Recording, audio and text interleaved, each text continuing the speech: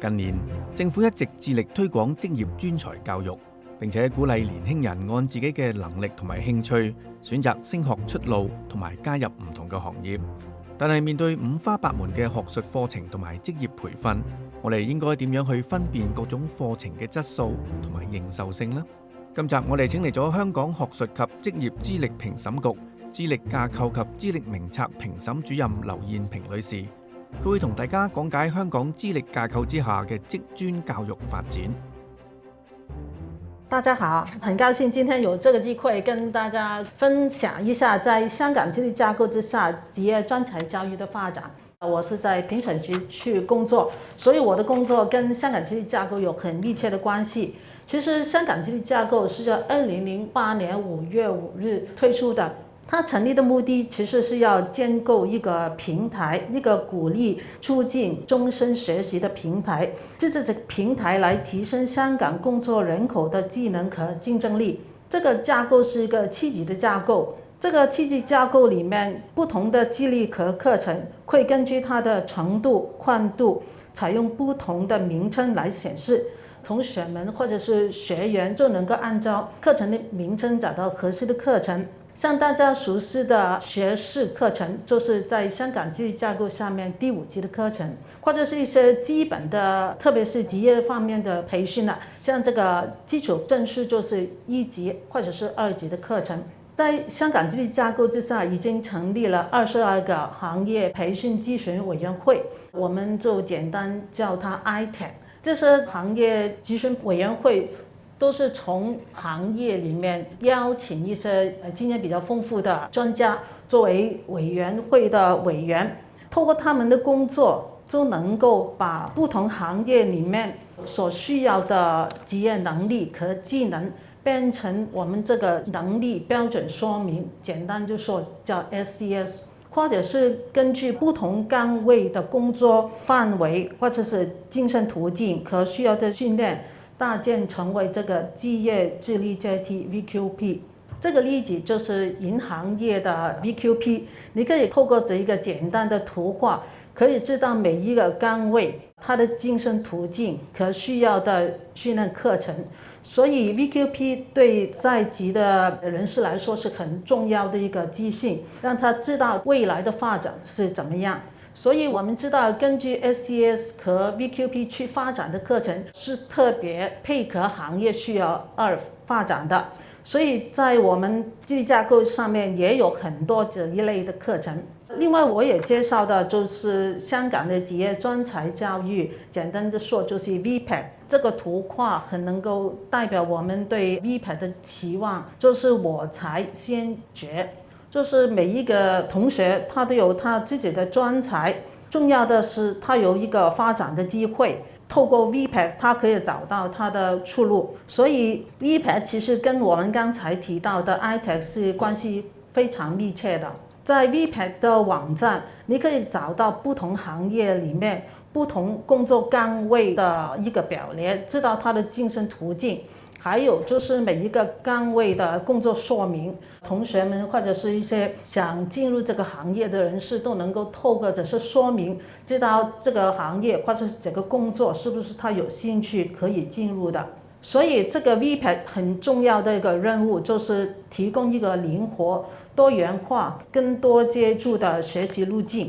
如果學生或者是學員他已經找到了自己的方向的話，那他就可以到我們的資歷名冊下面找到一些可以讓他進修的一些課程。資歷名冊是一個網上的資料庫，它記載着所有在資歷架構下面已經得到認可的課程，就是已經通過級數保證的一些課程。所以資歷名冊跟資歷架構是一同在2008年推出的，到現在已經10多個年頭了。這是個網上的資料庫，所以在這10多年，它都有隨着科技發展呢，已經做了很多的更新和改變。在我們資歷名冊上面已經有超過8000個課程，其中已經有400多個是 SCA 或者是 VQP， 他們都是專門為行業的需要而發展的課程。再者，我们可以看到，其实不同行业已经发展出这个 SCS， 然后就是有2个行业已经做了这个 VQP 的试行的计划。我们可以想象，就是更多的行业会发展它的 VQP。不过，透过这一幅图画，我们可以看到，其实这是 SCS 的分布，可以让我们知道不同行业在香港人力需求是怎么样。这幅图画你们可以看到，就是美容业、安老服务业、物业管理业跟保安业，这是香港现在人力需求比较大的一些行业，所以它的课程也是比较多的。除了 SCS 跟 VQP 之外，其实在资历名册上面还有其他跟行业或者是专业有关的课程或者是资历，像有一些是专业资历，这些专业资历都是透过一些特别的团体颁发的一些资历，像这个是香港会计师工会的资历，香港海事处的一些资历，跟香港银行学会办的一些资历，都是专业的资历。还有就是一些来自保险业的持续专业培训计划课程，还有一些就是机构自己设计和教授的一些内部培训课程，这些都是跟行业真正的需要直接设计和教授的课程。所以我们可以看到，在资历名册上面，或者是在资历架构之上，有很多的课程都是根据机构或者是行业特别的需要而发展出来的，所以他们都有一些特点。第一，就是他们的基础都是工作里面实际需要的一些知识和技能，而且他们是在实际的工作环境或者是模拟的工作环境里面进行这个培训。他们也会特别采用这个实习或者是在职培训的模式，让学员在实际的工作环境里面做实际的工作，而且在激励架构之下，这些培训课程都让学员完成课程以后可以得到一个认可的资历。所以我们可以看见，在激励架构之下的职业专才发展有好几个方向。第一个方向就是在 ITAC 所编定的 SCS，它会跟着这个行业的发展会不断的更新，同样这个 SCS 也是这样。另外就是刚才都说了，那个 VQP 因为它是搭建的行业里面不同岗位之间的关系，所以我们可以看见就是还要建构更多行业上面的阶梯，这个都是我们在这个架构之上我们会做的工作。但是其实在行业里面，他们都已经默默地做出了一些更新和改变。我们可以看到，刚才已经说在资历名册上面已经有超过100个内部培训课程，其实这都是机构本身设计的课程，但是他们都已经发觉需要更加正规化的课程，所以有一些比较大的机构，他们都已经建立自己的培训学院，像这个港铁学院跟香港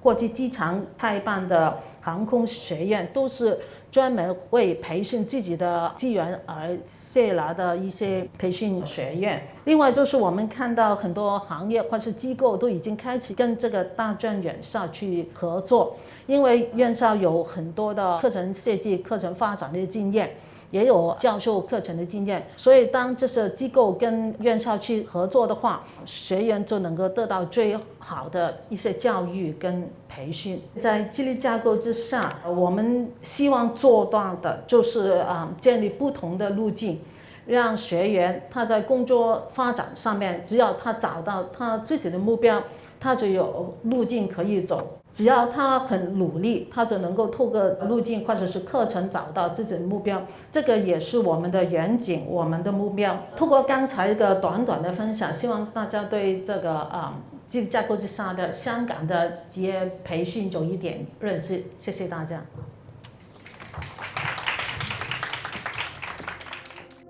時下最流行嘅翻轉課堂教育理念，最近亦都被引進到職專教育。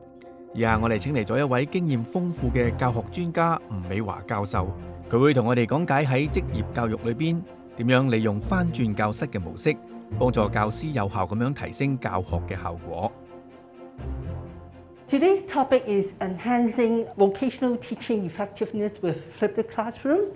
So for this topic, I'm going to use an example which I used in a formal university where I taught before. So have you heard of flipped classroom? Okay, so everybody is quiet. For flipped classroom, there are a few names. It could be named as reverse instruction, inverted classroom, or 24/7 classroom. So what is a flipped classroom?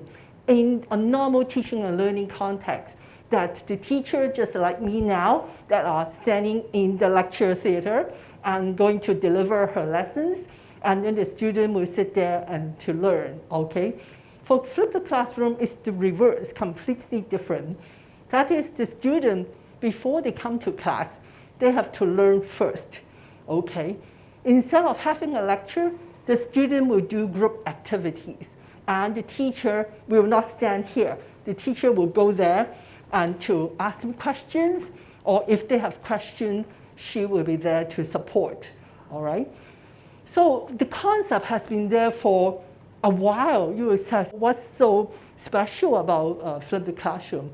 The difference is that instead of in the old days that the student will read the books before they attend classes, but now they are going to read or to watch some online materials prior to attending classes. So now the flipped classroom is mainly use online resources rather than books or journal articles. So what is so good about flipped classroom? It is because that it is very flexible, because the student can learn at any time and any pace. If they don't understand, they can go back to read or to watch the video. And another thing is the interactions. Because when they come to class, they will interact with the classmates as well as with the teachers. So what they're doing is what we call the active learning rather than passive learning. So this little chart will talk about the role of the teacher will become a designer, which you might not see it here, okay, and become a facilitator during the classroom activities. So for this thing, I'm going to elaborate in the following slides, so I'm not going to elaborate here. So you might ask, why flipped classroom is deemed to be effective? For those who have studied education, you might have heard of the person called Dell. He has something called the cone of experience. On the left-hand side, you will say, if you read or if you hear, what you can remember is not much. It could be 10%, it could be 20%. If you are doing what you see, or when you do something what you see and hear, you can remember more. So in this part, that we hope that the student will have self-learning. So when they come to class, they will do the following. So if they do, then they could remember 90% of what they do, which is at the bottom. So that's why when they meet, they do group activities, then they will remember very well. I'm going to share my flipped classroom experience. Actually, I have led 7 colleagues at Ningnan University, as well as 6 colleagues at Education University of Hong Kong, where I was a teacher educator for 20 years. It was the longest place I've worked in my life, all right? And I have also published a number of journal articles on my flipped classroom experience. And the bottom 3 are my own, which I'm going to share later. And for the top one, which was actually published this year, I'm lucky that I can share that because it was talking about what I have helped my colleagues at Ningnan University to put flipped classrooms into actions. Okay, so for you, if you do not know flipped classroom, you will have trouble of understanding it. So let's do it step by step, all right? So remember, the first thing we have in mind is to enhance teaching effectiveness, which is the topic, all right? So I do not want anybody to try something new, because of the fancy name, or because Anne is doing it, or Peter is doing it. I want you to think about it, all right? So the best thing is actually to start with a pilot. That is to try in the lesson first. Do not make it very big, otherwise it might be very hard. So the first thing before start, you have to select a topic. So which topic to select? For my experience, I read the course outline, then I'm going to see every week what I'm going to teach, and which week I find it is difficult to teach. So assuming that you have taught that course before, otherwise you might have problem of knowing which is difficult to teach. So for my experience, what is difficult to teach is to teach some abstract thinking thing or something that involves some practical skills, because it is really hard. So especially for vocational teachers, if you are in a culinary or cooking class, of course you can demonstrate how to cook and let the student watch it. However, there are always some limitations of where you can watch. So maybe sometimes you can put up a video that it is much easier for the student. Secondly, or it may happen or it may not happen, is to think back which topic you find the student have a very diverse experience or background. Because in that case, some students will find it was so easy and it's so boring. Some will find, oh my goodness, it's so hard. Teacher, can you tell me again and again? So for this kind of topic, I personally think, or actually some teachers share with me, that is the best way to use for the classroom.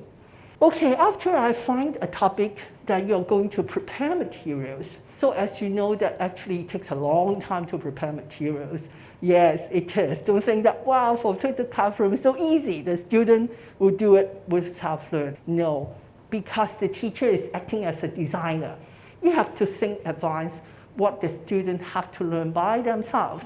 So most probably you will have to search for YouTube materials, because for reading, as you can see in the previous slide, that it is very difficult for them to remember. And especially for vocational students, they would prefer hands-on work. They might prefer watching video or animations, cartoon, etc. However, sometimes we have no luck because we can't find it. So that's the case that I experienced when I taught at Education University of Hong Kong, because the student I taught was a kindergarten pre-service teacher. They have to teach in Cantonese, and for the YouTube, most materials were in English. So luckily, I got a project, what we call the Teaching Development Grant Project. So I have hired an RA, and he did it for me. Of course, I can't say, throw the topic to you and you do it yourself. I have to supervise. And the other thing is to design the task. So if you read flipped classroom literature, not many people design different tasks. But however, for those who teach in Hong Kong, you will know, even for teaching development grant, they will always like to ask you, what are the expected outcomes? So if there's no test, I would say, oh yeah, the students are having a great time, or they all do well. They will say, what are your data? How do you prove that? So that's why I have designed a pair test, pre-test and pro-test, okay? So for the pre and post, I also have to think about if it is the same or it should be different. So I read some literature, and I think the easiest way is to have the same pre and post test, so that it is easier to make a comparison. So as I said, it is really up to the teacher to think about it. So when you think, well, yeah, I really would like to have a test for my student, then you have to think, will it be conducted online or offline, that means using the paper form. So for me, I think the easiest way is to use online tests, because the materials are online. So after reading, they could be prompt to the online test, okay? For the online questions, most probably you will choose what we call the closed text. What does it mean? That means you just select from the given answer rather than the open question, like the short essay or reflection. It doesn't mean that they are no good, they are very good, but it would take you, the teacher, a lot of time. But if you use the closed tab, after a while, you can collect all the data. It's so easy for you to find out which questions the student might have problem, how many students have submitted, etc. So for the paper form, it is the same as online. You can choose whatever you want. And for actually one of my colleagues at Ningnam, because there was a problem with the online quiz, because the RA actually helped her, but then she was on leave, and I find that there was a typo, and I couldn't change it. Yeah, so I told her I couldn't change it. Then she used the offline for the post-test she did during the classes. And she said actually she felt it was better than the online because you can make sure that the student did it themselves. As you know, online, how do you know? How do you know Peter done it or Catherine done it, or they ask the brother or the peers? So there's a good point about online tests as well as the paper form. So after you have some idea, then I'm going to illustrate with a concrete example. The course that I taught is called Information Technology in Education. So you might know, actually my background was in IT. So I was asked to teach IT in education. So I taught 2 classes, total of 73 students. One has 38 students, another class has 35 students. And they were all recently graduated from secondary school, and they have no full-time working experience. Because it is usually the first class I will ask them, do they have working experience? And also because it was the first semester of the study at the university. And also I have asked if they have any flipped classroom experience, and none of them have. Although flipped classroom is new, however, some teachers at secondary school have already implemented flipped classroom, as far as I know. Okay, one famous one is the True Light. So in the course, the students were required to learn some IT concept, as well as IT in education concept. And they also have to learn some software, such as voice, photo, and video editing. And for their course, actually they have 3 or 2 assignments. One is a group project, which is to create a wiki page for the kindergarten students to learn any topic that they like. For example, 4 seasons, or for example, Lunar New Year, or some of the popular things. And 40% is an individual essay, and then 10% is the classroom participation. So I was lucky that we have classroom participation marks, so I could give them mark. So when I look at the course online and I think back, that I find that it was the most difficult part for me to teach is the video editing. At that time, the student learned something is a web-based photo editing a platform called the Pixeler. Why? Because when you edit the video, that you will need to have some good idea of what you want to do first before you actually have some hands-on. And also some students have learned photo editing or video editing before in secondary school, but some have not. So this fit my criteria of choosing a topic. And then, as I thought, there was no luck of finding some relevant video clips. So I have the RA make some short video clips. So for those who have not made any video clips, you have to know all the video clips should be short instead of long. Maximum is 5 minutes, preferably is under 3 minutes. Otherwise, the student will lose the patience. And then another thing is very important is that you have to tell them in the first class that they're going to learn a new pedagogy. Why it is important? Because when I was at U as well as at Ningnan as well, some of the teachers did not tell the student that they're going to use the pedagogy, and the student have no clue what the teacher was doing, and they either do not self-learn or do not do any tasks, or they just randomly do things, then it was a failure. So it's very important right at the beginning of the semester to tell them so they are prepared mentally. So at the third lesson that I have to tell them again, because nowadays the students do not have a good memory. All right, you ask them, they, oh no, don't remember. And then I have to demonstrate the videos that they have to watch and the tasks they have to do. And then during the class, I have to ask them, you just pick a video to see if you can watch it first, and then I ask them to do a pre-test in the class. So I'll make sure that all of them know how to do it. And I'll tell them that you will have 1 week to watch the video in your own time. And also you have to do a post-test. When you are back, you have to use the knowledge that you have learned yourself to do something. But I didn't tell them what to do. Okay, this is an example of the online video that we have, my RA actually created 19 videos. They have some step-by-step of what to do for the materials. So this is the 10th, which is to merge two photos together.